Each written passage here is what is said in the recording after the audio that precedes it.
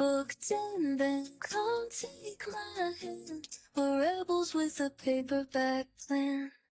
Welcome, listeners, to Booked and Banned, the podcast, where we discuss essential literature that has faced challenges and censorship.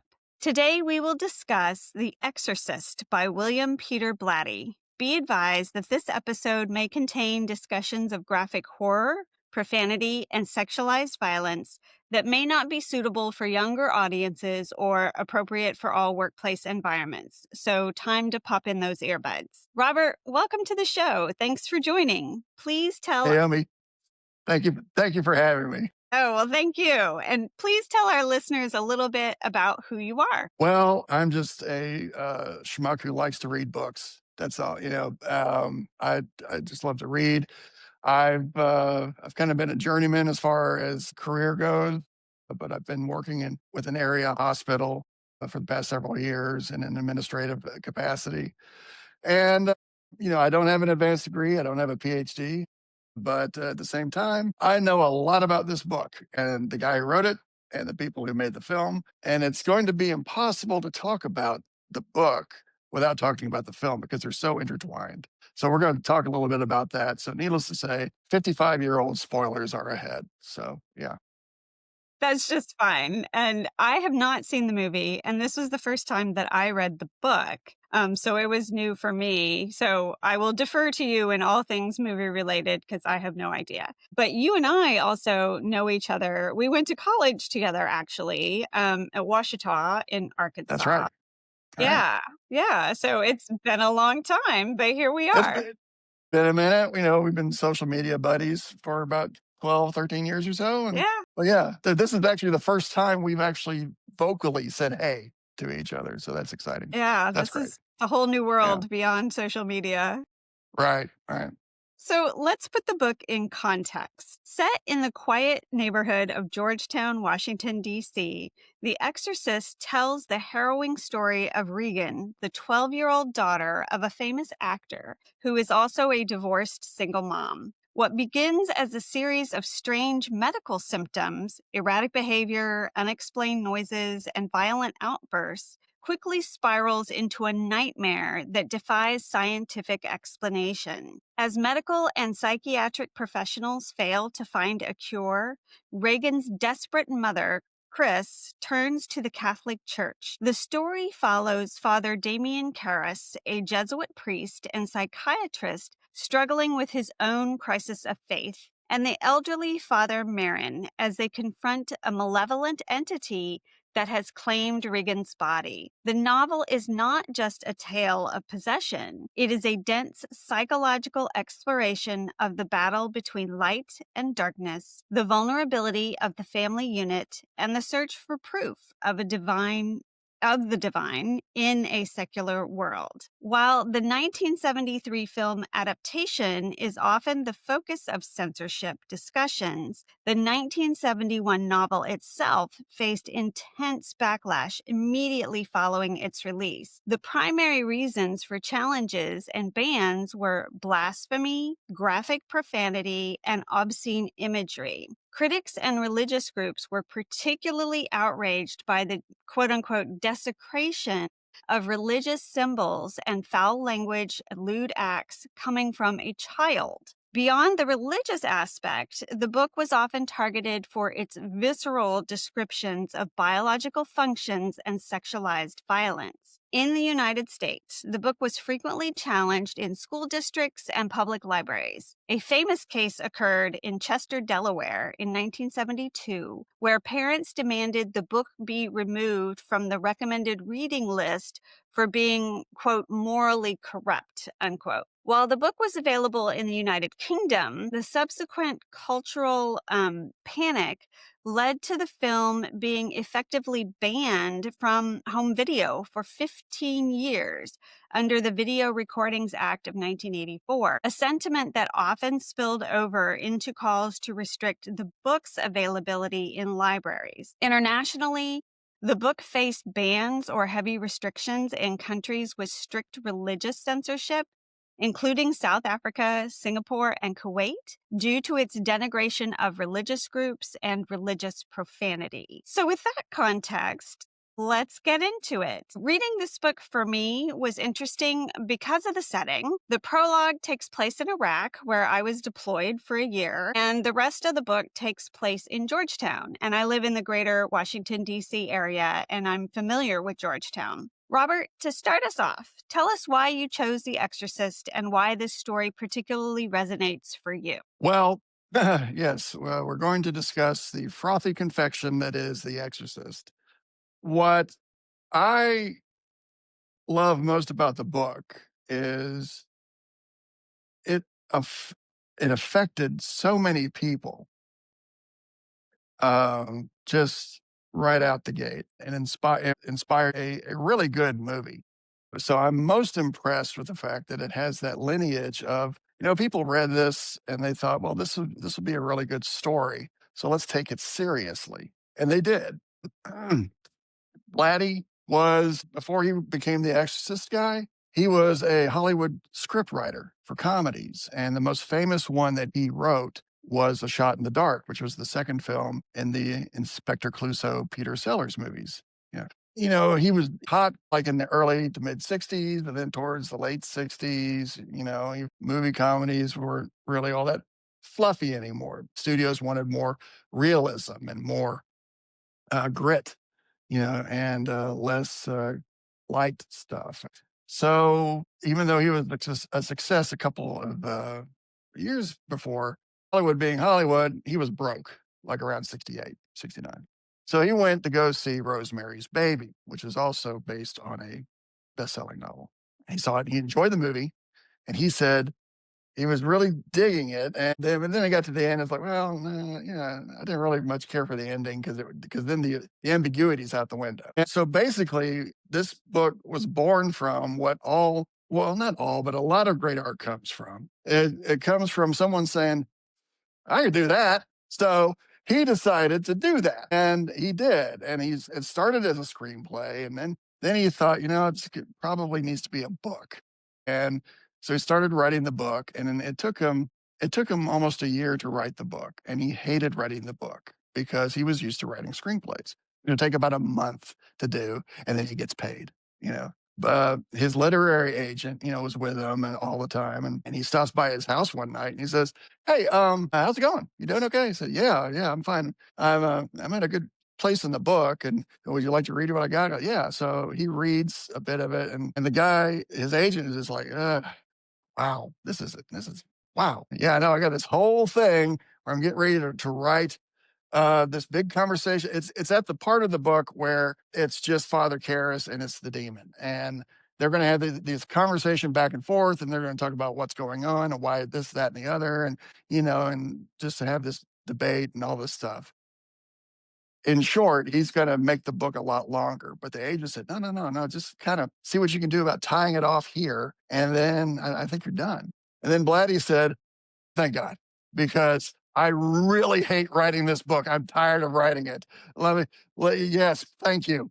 And so he wrapped it up, released it, huge bestseller. And then, of course, it became a film. In some ways, the movie is much better than the book. And what's really, really fun, and it's mostly because of sound design and the imagery, because the movie does a lot of heavy lifting for you. I mean, nations may vary when you're picturing the things that are happening in the book, but in the movie, it's right there and vivid. And wow, Jim Friedkin directed the film.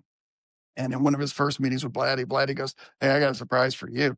I just wrote the script to this. See what you think." You go, "All right, great. Coming over here just to see what you're going to do about this." So he took it home, he read it, and he had a meeting with Blatty the next day. Blatty's like, "Hey, what'd you think?" And Friedkin said, "This is terrible. What are you doing? This is not your book. I mean, there's stuff in here about imagery and symbolism and metaphor and just all this.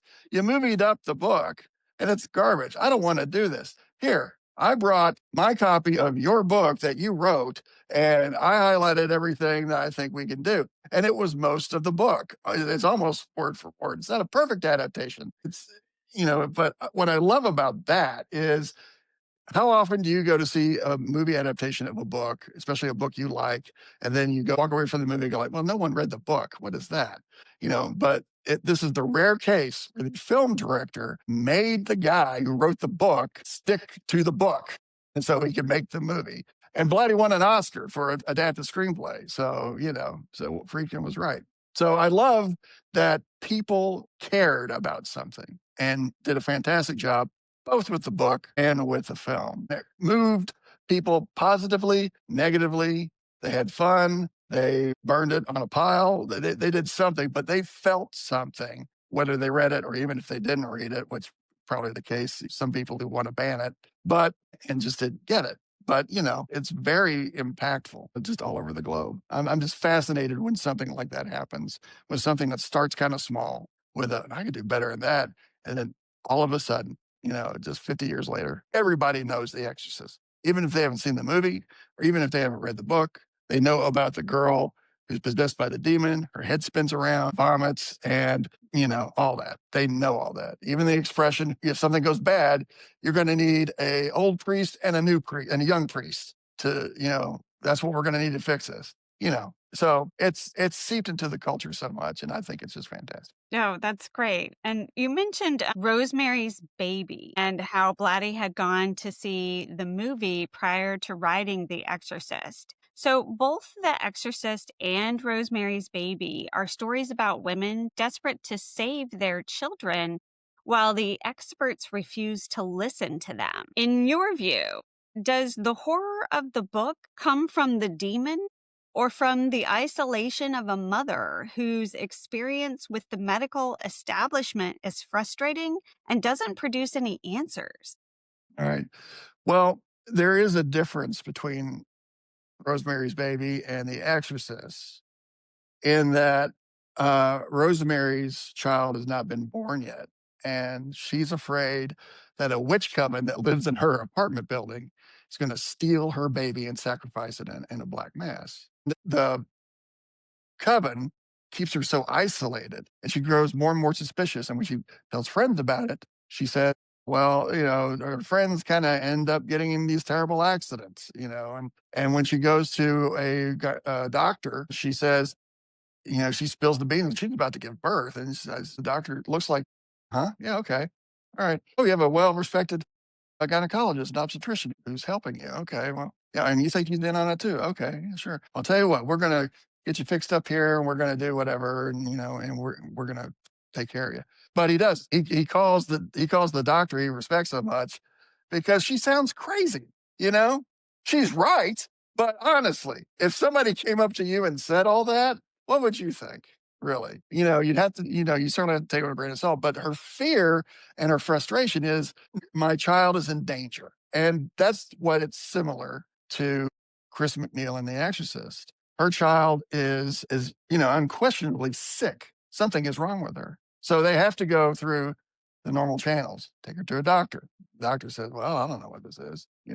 They do arteriograms, they do spinal taps. This is before the time of MRIs and, that kind of imaging where it's relatively non-invasive. But this time, and there's quite a graphic scene in the movie with all that. And sometimes that affected the audience more than the actual anything going on in the exorcism room. So, well, we don't know what it is. So we've ruled out the medical, and now it's time to do the psychological, behavioral health.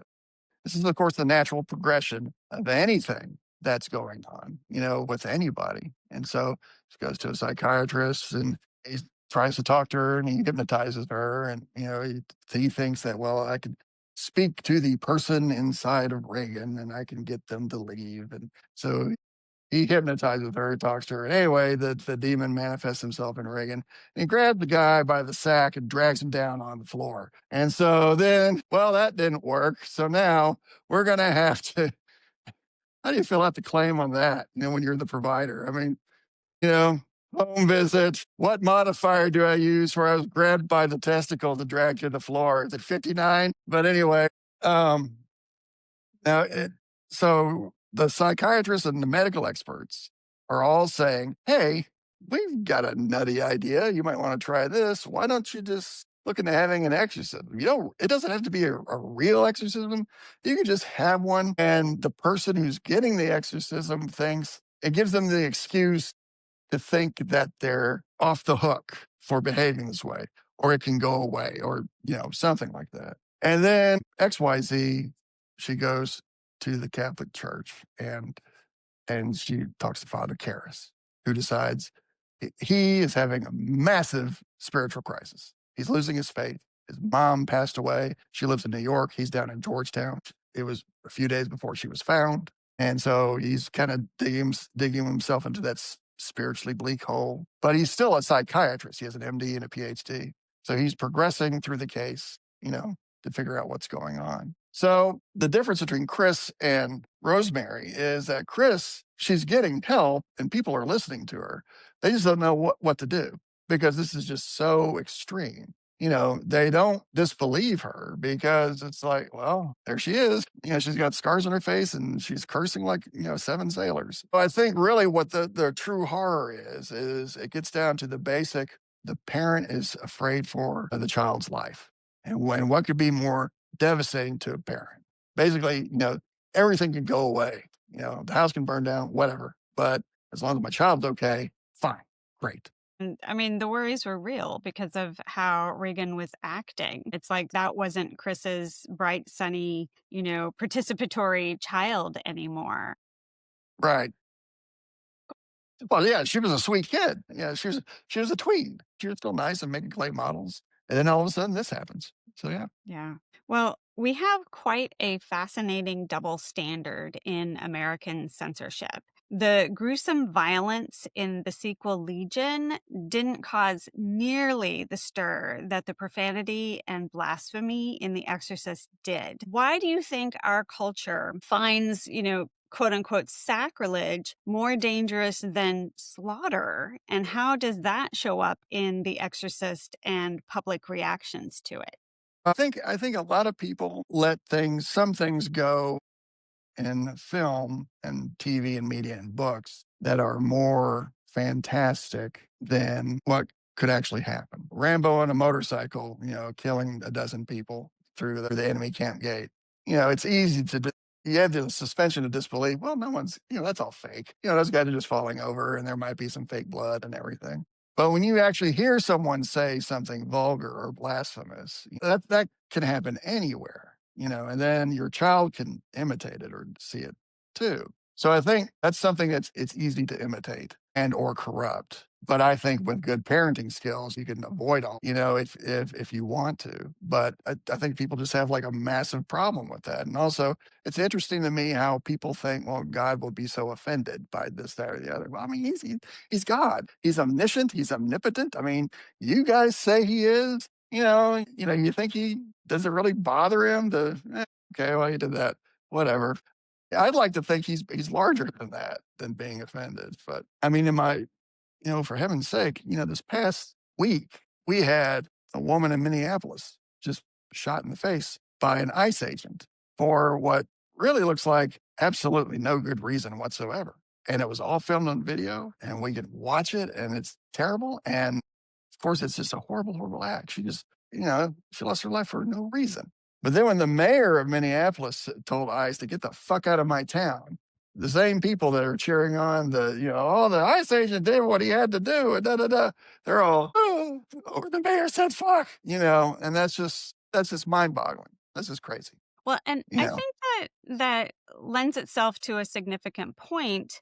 Obviously I did not read the novel when it came out, and I just recently read it for the very first time. And the novel itself struck me less as horror, frankly, than salaciousness. And I think you're absolutely right that the film, because there's music setting, in the background, affecting you in ways you may not even be aware of, and kind of setting a mood. And I didn't watch it as a movie, so I didn't have that experience. So there was not that building of tension for me, I suppose. But I found the novel very, very salacious for something that had been published in 1971, right? Absolutely, yeah. Yeah, so no one had seen anything like that before. Yeah, and right. I think that was what people were reacting to. It also puts me in mind of, I have a friend who, and she's a great parent. I don't want to knock on that, but she gets upset when her kids swear, but she was not upset by them being disrespectful to her. And I'm kind of like, I think you're focused on the wrong problem. So it just, yeah, I think that we see that a lot.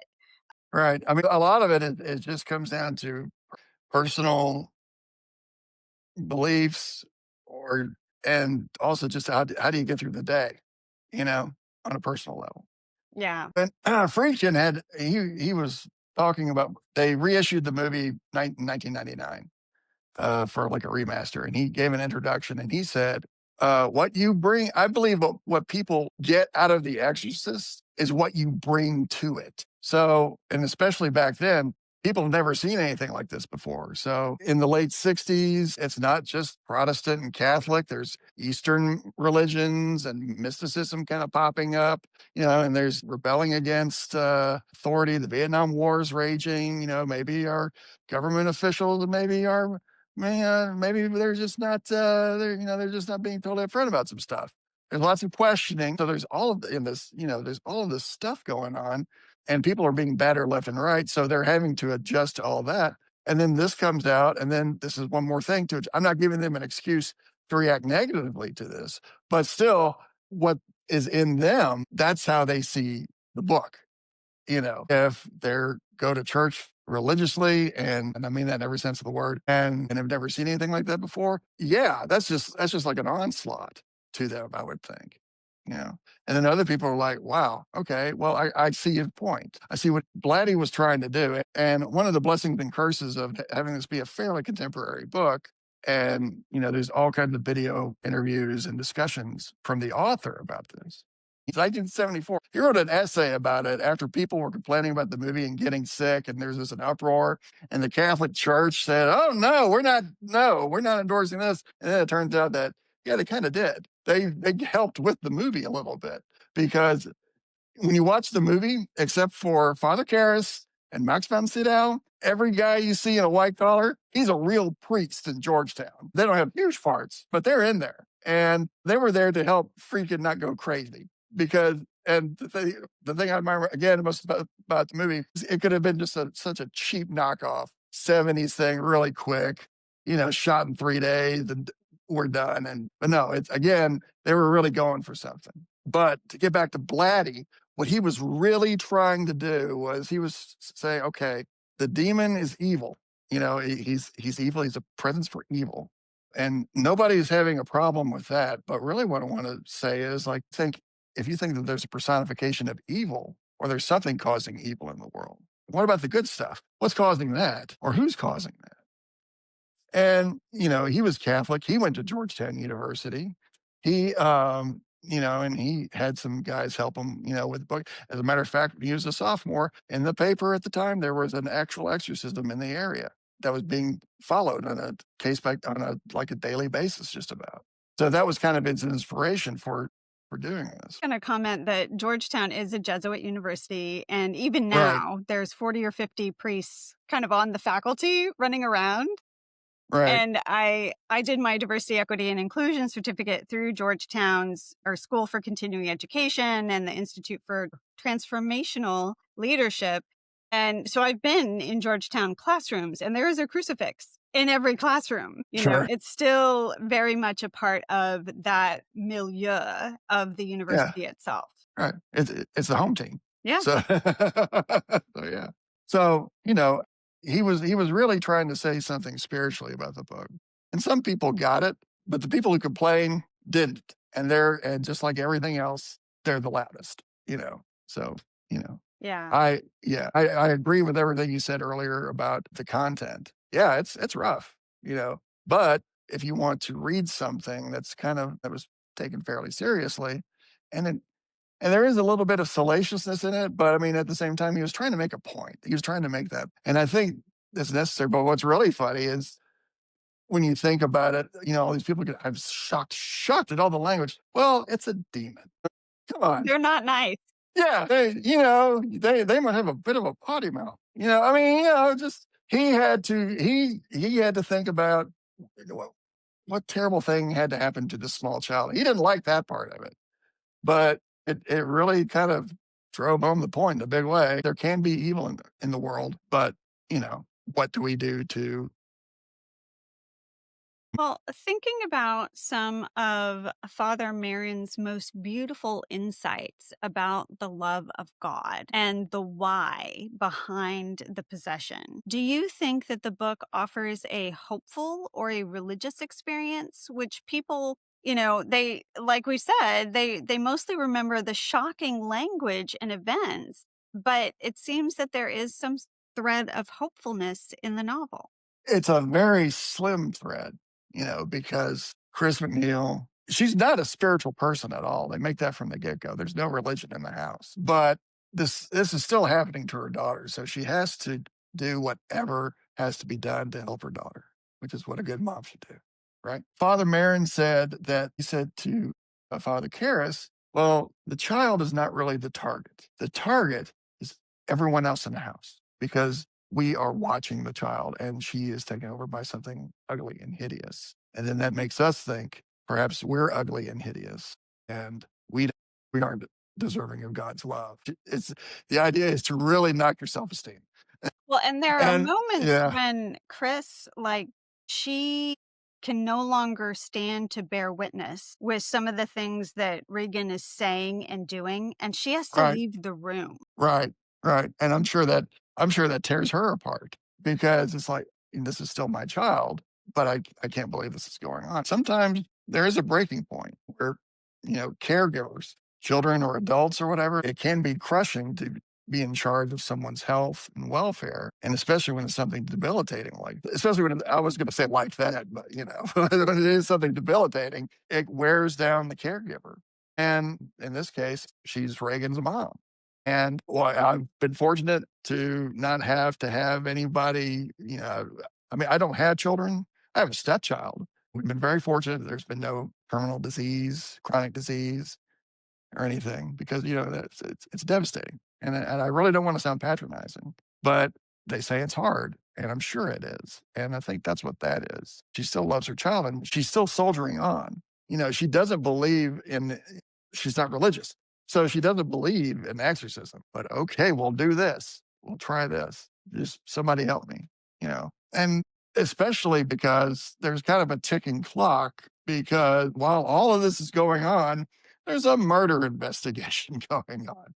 And the police lieutenant is getting a little sniffy around the premises about it. And so we really got to hurry up and do this and get this done. Well, The Exorcist, seeing how it blends these quote unquote disgusting acts with religious themes, do you think that the censors are actually afraid of the gross out factors, or are they afraid of the questions the book asks about the ineffable? And I was also, when I was thinking about this, I was also thinking about the reaction to Dan Brown's Da Vinci Code novel, which puts forth a feminist theologian's sort of idea about there being a divine feminine and masculine. And there was also this reaction about, don't read this book, and this is against Catholicism.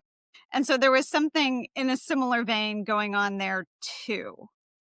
So what do you think about were they really afraid of the gross out factors? Because you do have things happening like the child is masturbating herself. The demon is making her do it. With a crucifix, no less. So, Yes, yeah. yes. Were they afraid of that, or were they really afraid of questions about God and the ineffable and the unknowable? I think it just kind of all gets back to the shock. No one had ever seen that on paper before, really. The Exorcist, it was all over the place. It was the best-selling book. It stayed on top of the bestseller list forever. And I think it was just the shock, and probably some of it was, well, we don't want our kids to read this because they'll probably be scared to death. There's all kinds of reasons to not want your child to read this. But at the same time, it's important to explain why you don't want them to read it to the child, or why they do want to read it, maybe read it with them and then talk to them about it. I mean, all of this kind of comes down to the individual, and I think a lot of people that just bang their shoes on the table and say, well, we're going to ban this because of this, that, and the other. I think a lot of it's attention seeking or there's another agenda there. But, Yeah. There's uh, definitely another agenda. yeah, I'm pleased to say I called the Central Arkansas Library System yesterday. and asked them if they had The Exorcist available in their stacks. And they said yes, and I confirmed it online. They had both the book and the movie. So it's like, okay, we're a pretty red state. Or in the early 70s, probably people were like, but now they're probably thinking, like, well, this is so old and everybody knows about it. Nobody really cares anymore. But if it's just a factor of like, won't somebody please think of the children? Again, well, as a parent, as a school librarian or whatever, you use your best judgment and you offer guidance. That's the thing. That's the thing that always gets me about the censorship stuff is like, I don't want to have to talk to my child about this. Well, why not? That's kind of what you need to do about everything, you know. You talk to him about the media he's consuming, how to comport himself on life on a daily basis. You need to teach him things about how to be a good person and just things like that. And yeah, this is one more thing to add to the list, but it's still a responsibility of the parent. So I think just a broad sweep is really broad banning of it is so counterproductive to the ban because now it's like, I guarantee you, people who raised a stink about it made people want to go out and see what all the fuss was about. Most banned books get a Yeah. sales bump when they are Yeah. banned. Right. It has the opposite effect. Yeah. And it's the same with films too. And you know, and I would not be surprised at all if, especially during The Exorcist, there's videos online of news reports of people standing in line around the block, and then they're in the theater, and they have to be carried out, and there's, you know, and they get sick, and da da da da da. Probably some of that was exaggerated. Whether that's true or not, I don't know. It's either true or it's really good marketing from Warner Brothers Studios. Yeah. To get people to go see this movie because they're like, well, I want to see whatever all the fuss is about. There was something that occurred to me too, and maybe I should have brought this up earlier in our conversation. Do you remember how there was kind of this fear about Satanism in the 80s and maybe even into the early 90s, that Satanists were everywhere? There's a very popular show on Netflix right now that discusses this exact thing. So, one of the religion professors, or one of the professors in the religion department at our school, they wrote this book on Satanism. I didn't read the book, didn't care. But one of our English professors, Johnny Wink, he photocopied the list of items that was in this book by this religious professor for parents to see if their child had any of these items. And it's like, your child might be a Satanist if, you know, and Was it zippers and buttons? Was that on the thing? I mean, no, well, wait. It gets better. So the professor said, if your child has any of these 3 items, you know, lying around or whatever, they might be a Satanist. So our professor Johnny, who we all know and love, he gives the list to one of my classes that I had with him. And we all went through and we all checked off, you know, the items that we had that were on that list. You know, like one of them was a mirror. One of them was a red satin pillow. I had just gotten this Valentine's Day gift that had a little red satin heart pillow with it. Poetry about death. I mean, I had poems by Sylvia Plath in my right. apartment, stuff like that. I had 17 items on this list. 17.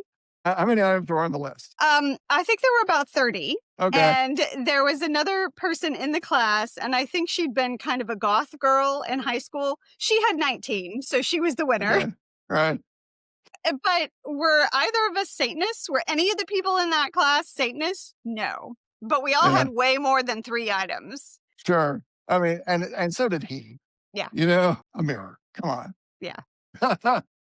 I know. I mean, you know, if they got food in their room, they might be a Satanist. No, they're just a teenager. Yeah. I know. The death poetry really got me. I'm like, we all have that, don't we? At least the English majors that were in that class, we all had poetry about death. It was kind of a staple and stuff. So I mean, that sounds like something in, you know, it almost sounds like a Jeff Foxworthy bit. If your child has this in his room, he might be a Satanist. yeah. Well, maybe that professor, you know, missed an opportunity. He could have gone on the road. He really could have. Yeah.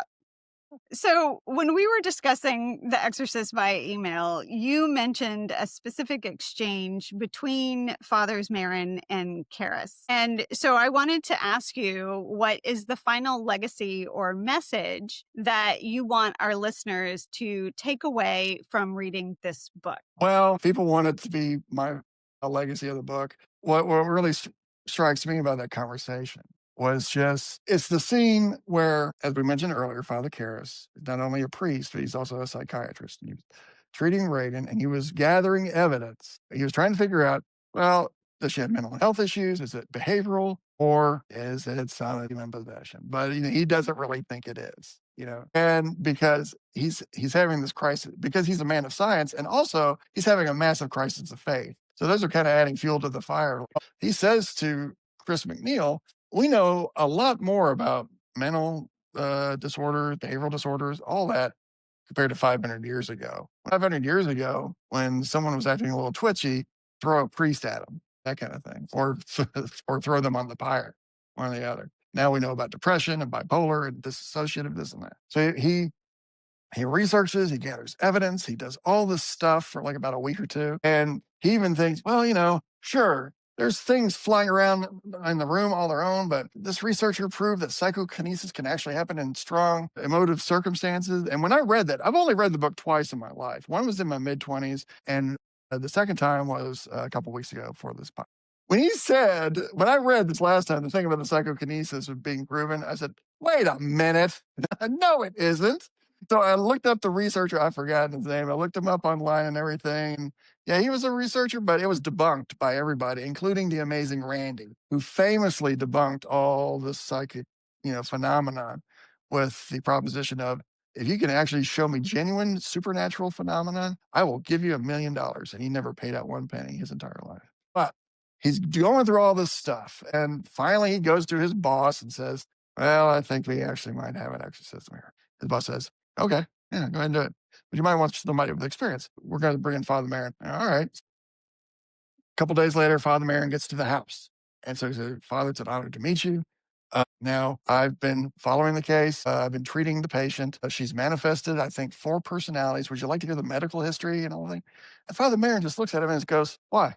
There's only one. Come on, get your vestments. What I love about that is most of the book is Father Karras trying to disprove something supernatural is going on. And that little exchange negates everything he's done. It's because Father Merrin, he did not say it, but it's the meaning. Listen, you spent the past week, 2 weeks messing about trying to prove that this is not an exorcism when it's waving right in your face. Everybody knows what's going on. You're the only one who doesn't. The mother, who's not even a believer, is really kind of leaning that way. That's why we're here. It's to help her out and everything. But listen, let's just drop all that and crack on and get on with it and help this little girl. And so what I love about that exchange is sometimes you really just need somebody to cut through all the bullshit and do something, Now, in the current climate that we have, I want to amend that and say, cut through the bullshit responsibly and thoughtfully. Cut through the bullshit with someone's campaign several years ago, and that's not really working out. Instead of just worrying about it and committing and whatever, we have to do something. Let's do it. So I can't tell you in work, in any work, meetings about planning this. Let's push this back. Let's push that back. No, just get on with it and do this. That's what I love. Well said. Well said. Thank you. Well, thank you, Robert, for coming on Booked and Banned to talk about The Exorcist. This You're was very a welcome. new frontier for me because I had not read it, and I tend to stay away from horror to Yeah. begin with. So now you said you thought it was salacious, so you didn't really like it. Well, Or no, did you? it's not that I didn't like it. I just think that people were more responding to kind of the lewdness to it because it Yeah. did have that Sure. shock than they Yeah. were actually responding to the possibility that there was a demon possession going on. Right. Right. Yeah. And I like it fine. And as I said at the beginning, it just inspired, it just fired up imaginations. Because if you watch a horror movie after that with someone possessed, it goes straight back to that book. And it just shaped a culture for better or worse. And I think it's great. I don't think it's in and of itself, I don't think it's that great of a book. It's got problems. The early beginning, you learn more about making movies in the 1970s than you ever thought you would. There's some other things too, but it's started something, and it's still impacting our culture. So It- I think it's great. Yeah, it absolutely is. So thank you again. That concludes this episode. Our next book will be The Grapes of Wrath. So going back to another classic. And as I always like to finish, Isaac Asimov said, any book worth banning is a book worth reading. Thank you. Booked and banned and bound by pages, stories hiding through the ages, whisper truths that still ring clear for those who choose to listen here. Booked and banned, we take a stand, turning words into common ground. Booked and banned, come take my hand, we're rebels with a paperback.